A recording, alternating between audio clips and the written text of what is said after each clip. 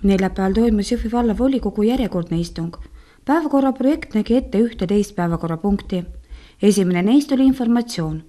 Volikogu ette astus Viru jalaväepataljoni ülem major Arno Kruusemann, kes edastas informatsioonina volikogule pataljoni territooriumil olevast probleemist, milleks oli puhas joogivesi, mis neil hetkel puudub. Mina olen täna siin ühe väikse probleemiga ja nimelt olen ma 1,5 kuud olnud nüüd uuel ametikohal pataljoni ülemana ja 2 nädala tagune ehk siis augusti viimase nädala otsusena olin ma sunnitud keelama oma väeosas inimestel joogivee tarbimisel, sest joogivesi ei vasta nõuetele, mille avastati koolibakter, mille normsuurus on 0 ja meil oli see vees 5. Pidin andma sellise käsu, mis loomulikult saate ise aru, kui mul on mitusada inimest väeosas, mis see minule kui väeosa ülemale tähendab.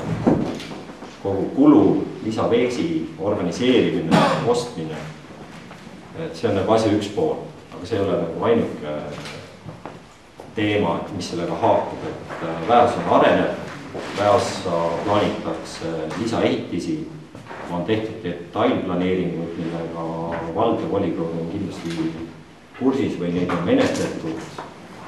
Sinna planeeritakse remondihalli, mobilisatsiooniplats, uusi kasarmuid ja selline vee siis ebakvaliteetne vee-ettevõtte teenuse osutamine ei saa jätkuda. Kui nüüd minna tagasi päevakorda puudutavate punktide juurde, siis nende hulgast võiks veel välja tuua 2 tähtsat punkti, milleks olid Jõhvi valla ühisveevärgi ja kanalisatsiooni arendamise kava aastateks 2015 kuni 2026 kinnitamine ja Jõhvi valla 4. lisaeelarve vastuvõtmine. Jõhvi valla 4. lisaeelarve kogumaht on 339 376 eurot. Toetus investeerimistegevuseks on kavandatud valla 4. lisaeelarvesse summas 284 121 eurot. Lisaeelarvesse on planeeritud vallavalitsuse täiendavad omatulud, sotsiaalse kaitse ning elamu- ja kommunaalmajanduse valdkond summas 19 010 eurot. Toetusi tegevuskuludeks on kavandatud valla 4. lisaeelarvesse summas 29 245 eurot.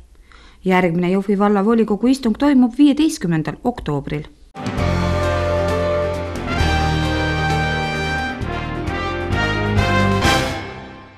Eelmise aasta septembris Viru keemiagrupis käivitunud teine Petroter tehnoloogial töötav põlevkiviõlitehas saavutas esimese tööaastaga rekordilised tootmisnäitajad. 1 aastaga töötati ümber üle 1 000 000 tonni põlevkivi. Märkimisväärne tulemus tõestab, et tehas töötab stabiilselt, ligi 120% võimsusel projekteeritud nominaalvõimsusest. VKG õlitehased on hea näide sellest, kuidas erafirma on viimase 6 aastaga välja ehitanud 3 eesrindlikku kaasaegset õlitehast. Investeeringud 3 vabrikusse on olnud üle 220 miljoni euro. Rajatud uued vabrikud suudavad kalendriaastas töödelda üle 3 miljoni tonni põlevkivi.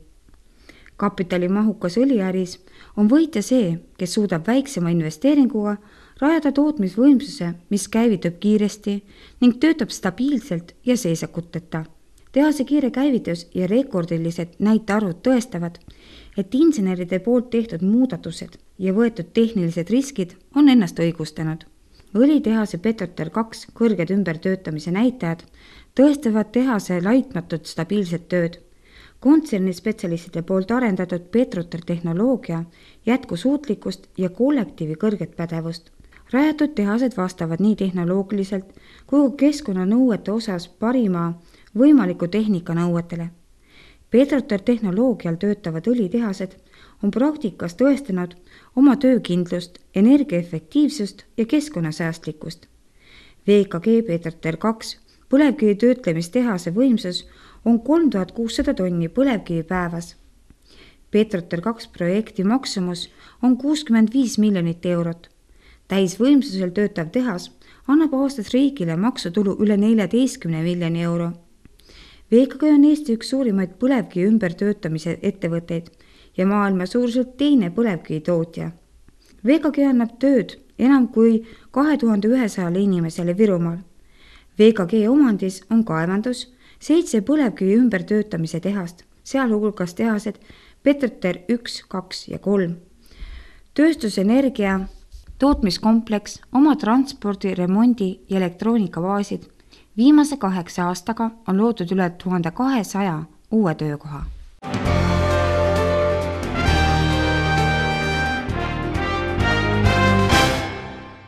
Riigimetsa Majanduskeskuse tellimusel ehitatakse sel aastal Ida-Virumaa metsadesse 73 kilomeetrit metsateid ja rekonstrueeritakse metsakuivandussüsteeme 4060 hektari suurusel maa-alal. Tööd lähevad maksma 2,3 miljonit eurot. Ida-Virumaal on valmivatest objektidest suurim 1800 hektarile Oru metsakuivandussüsteem, kus 7 teega kogupikkuses 20 kilomeetrit. Kohalikule kogukonnale mõeldes on sinna tehtud ka üks pinnatud teelõik. Veel Lohusuu, Kodusaare ja Ninasi kuivandussüsteemi 1475 hektaril koos 6 teega kokku 19 kilomeetrit. Mõlemad objektid plaanitakse vastu võtta septembri keskel. Lisaks neile 2 suuremale objektile valmib Ida-Virumaal veel Permisküla metsakuivandussüsteem ja mitmed väiksemad teed. Kokku ehitatakse ja uuendatakse RMK tellimusel sel aastal üle Eesti 489 kilomeetrit metsateid.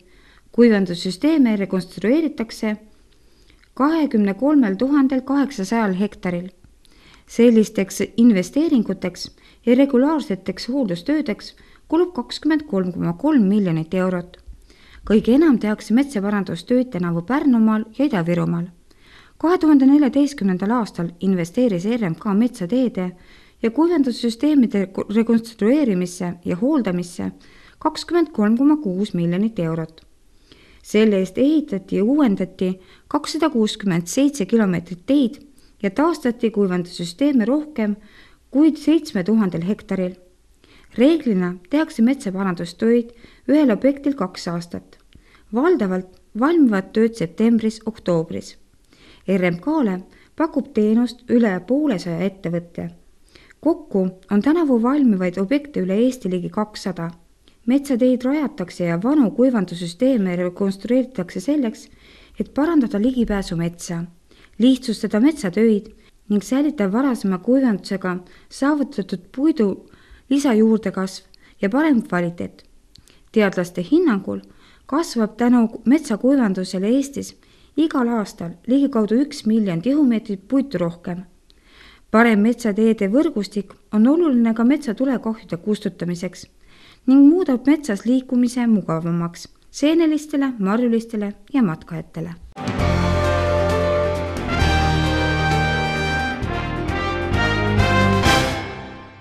Viru Keemia Grupi õlitehas Petroter 3 töötab projekteeritud nominaalvõimsusel, mis tähendab 130–135 tonni ümbertöötatud põlevkivi tunnis. Seega võib kinnitada, et tehas on käivitunud ja töötab stabiilselt. 3. kaasaegsel tehnoloogial töötava tehase käivitamine on suur saavutus, mis kinnitab kontserni vastu võetud otsuste õigsust. Viru Keemia Grupi inseneride poolt välja töötatud tehnoloogia töökindlust, energiaefektiivsust ja keskkonnasäästlikkust. Tehase kiire käivitamine kinnitab selgelt kontserni tegevust viia alustatud projekt lõpuni. Tänases keerulises turusituatsioonis on see oluline investeering Eesti põlevkivitööstuse arengusse. Kõige suurem ressursisektori lisandväärtus tekib riigile just siis, kui investeeritakse arengusse.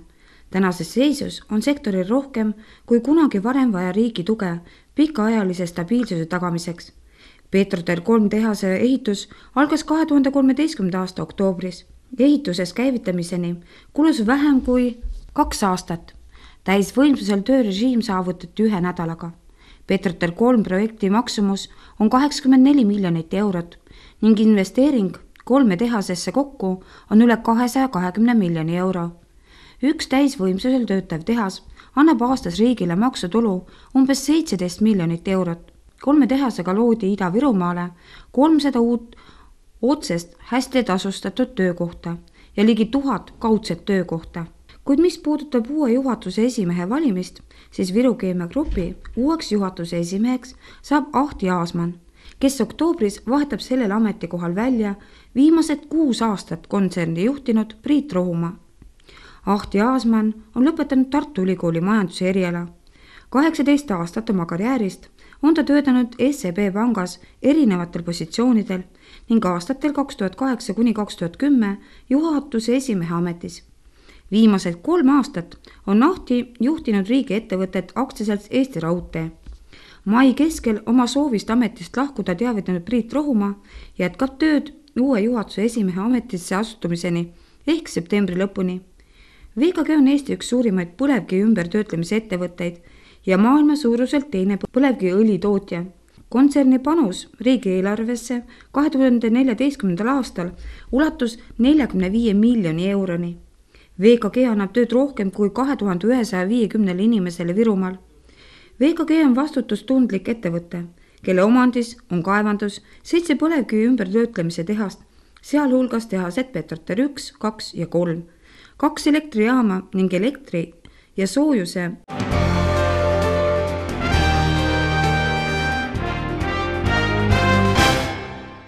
Keskmise palga kõrval peaks tõusma ka alampalk, kuid ametiühingud peavad riikliku lepitaja pakutud alampalka liiga madalaks, tööandjad liiga kõrgeks. Tõenäoliselt kogunevad osapooled taas läbirääkimistele. Riiklik lepitaja pakkus, et tuleva aasta alampalk võiks olla praeguse 390 euro asemel 440 eurot. Ametiühingute soov oli 452 eurot. Tööandjate keskliit kinnitas pärast volikogu, et nende ettepanek on endiselt 417 eurot. Riikliku lepitaja esitatud ettepanekut tõsta miinimumpalk järgmisest aastast 440 ja ülejärgmisest aastast 460 eurole volikogu ei toetanud. Alates 2015. aastast kehtib Eestis miinimumpalk 390 eurot.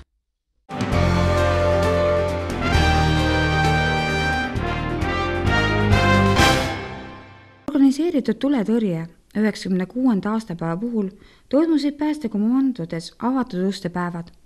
Huvilised said tutvuda päästjate töö köögipoolega ning õppida ohutut käitumist. Päästekomandodesse oli uudistama oodatud huvilisi nii üksi, perega kui ka gruppides. Neljapäeval, reedel ja laupäeval on meil siis Päästeametil lahtiste uste päev. Siia on külla kutsutud siis kõik huvilised, kes on huvitatud päästeteenistusest ja päästjate tööst.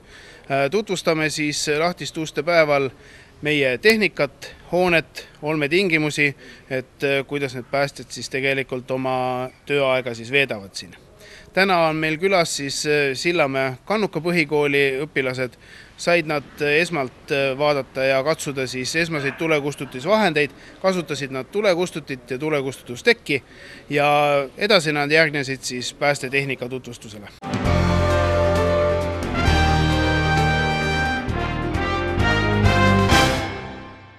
Politsei tabas möödunud ööpäeva jooksul Eesti eri paigus 10 joobekahtlusega sõiduki juhti. Tabatud juhtides 3 olid narkootikumide ja 44 alkoholi tarvitamise tunnusega. Kui sõiduki juht on tarvitanud alkoholi üle liiklusseaduses lubatud piirmäära ehk vahemikus 0,2 kuni 1,49 promilli, võib teda väärteo korras karistada kuni 1200 eurose rahatrahviga, arestiga kuni 30 päeva või juhtimisõiguse äravõtmisega kuni 12 kuuks. Seoses joobes juhtidega tuleks liikluskasvatusega alustada enam, kui täna seda tehakse, juba alates lasteaiast ning jätkata koolides. Autokoolis peaks saama see juht load ja selle viimase teadmise, kuidas käituda liikluses ja kuidas järgida seadust. See on lapsepõlvest kaasa saadud teadmine, et tuleb jälgida seadust ja mitte istuda joobes rooli.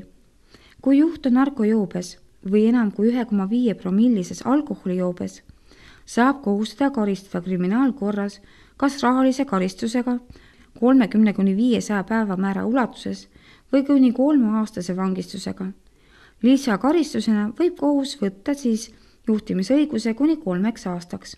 Samuti saab konfiskeerida sõiduki, kuid kuriteo toimepanemise vahendi.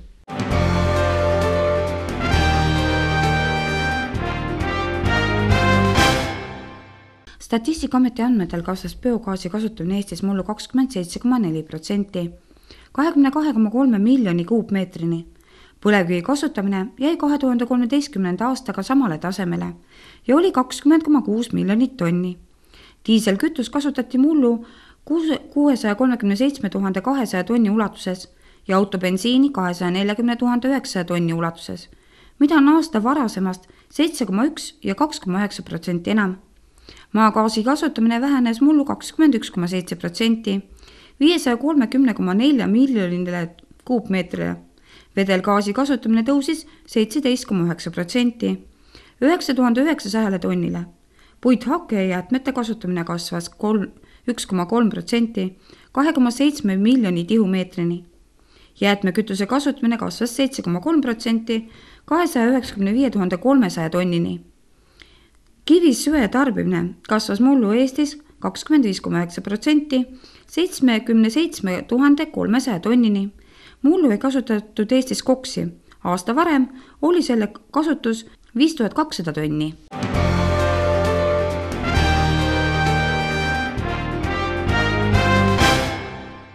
Puukentsefaliiti on tänavu 8 kuuga nakatunud 73 inimest.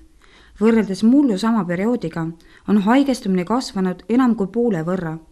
Võrreldes 2014. aasta 8 kuuga on haigestumine puukentsefaliiti kasvanud 58,7% võrra.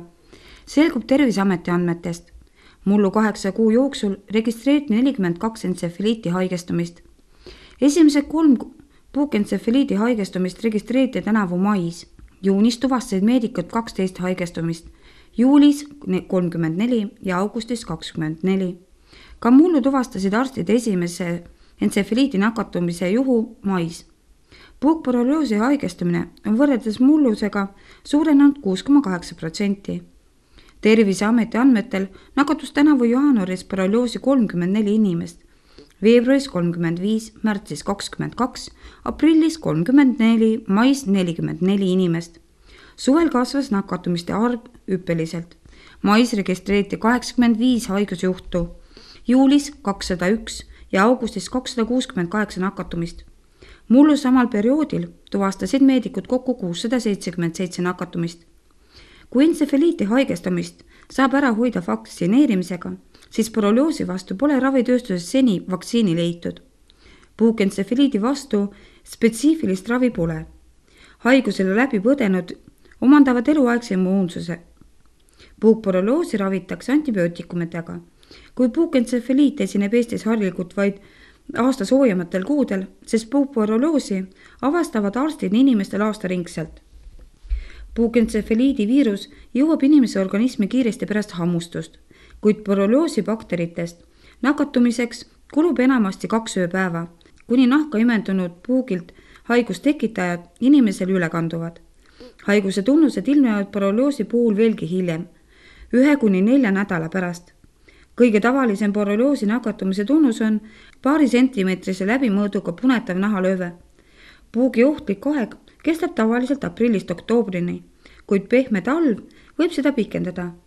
Puuk muutub aktiivseks, kui maapinna temperatuur on 5-7 kraadi. Eelmisel aastal registreeriti Eestis kokku 83 puukentsefaliidi haigesjuhtu ja 1289 puukborrelioosi juhtu.